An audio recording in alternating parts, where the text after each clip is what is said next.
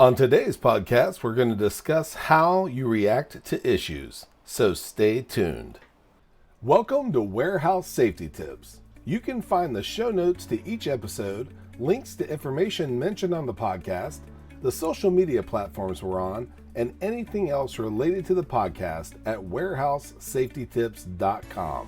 Now, if you're a seasoned podcast listener, this podcast is going to be different from most you listen to. It's based around exactly what the name implies, warehouse safety tips. And since the people in this industry are busy, we know that time is money and each episode will be as short and to the point as possible. And now, with all of that out of the way, let's get to the podcast. Right off the start of this podcast, I want to point out something that I've said on many previous ones before it, and that's talking about how current topics goes against maintaining an evergreen framework. If you haven't listened to previous episodes and or aren't aware of evergreen in that context, it's simply keeping your topics timeless so that the info is relevant no matter when you listen to it. Now, the non-evergreen elephant in the room is the coronavirus pandemic that's occurring right now in the world. If anyone is listening to this podcast in the future, hopefully the coronavirus will have had a vaccine developed that keeps it at bay and or it's been eradicated altogether and it will no longer be a timely subject. But what will be timely, and the reason I continually bring it up, is how we choose or chose to react to it. When attempting to create the light bulb, Thomas Edison could have taken the adversity that he was experiencing and just given up. Instead, he's quoted as saying, "I have not failed. I've found 10,000 ways that won't work."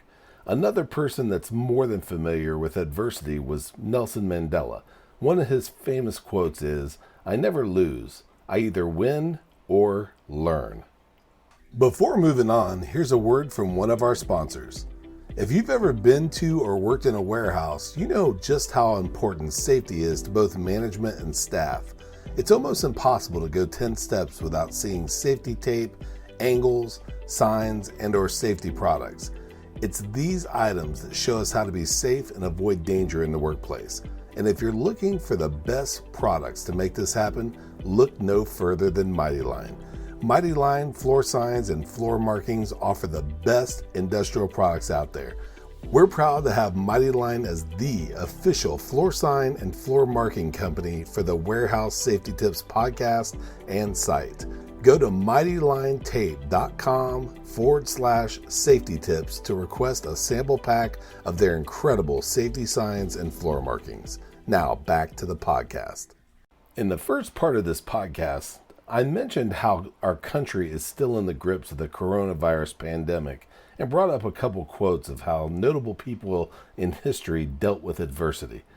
The question is, will safety teams and facilities focus on the downsides of this situation, or will they use it as a learning experience of how to make things better going forward?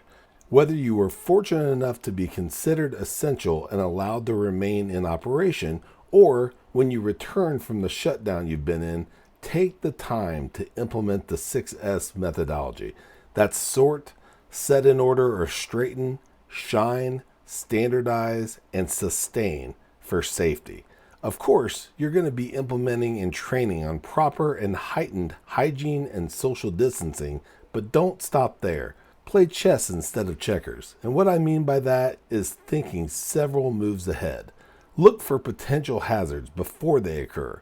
Think of how your facility would react to a fire, a tornado, or storm, a gas leak, or a horrible situation, a shooting. Put yourself in a team member or staff's work area and see if they have everything they need and or things that they don't, and anything else you can think of that will improve your facility.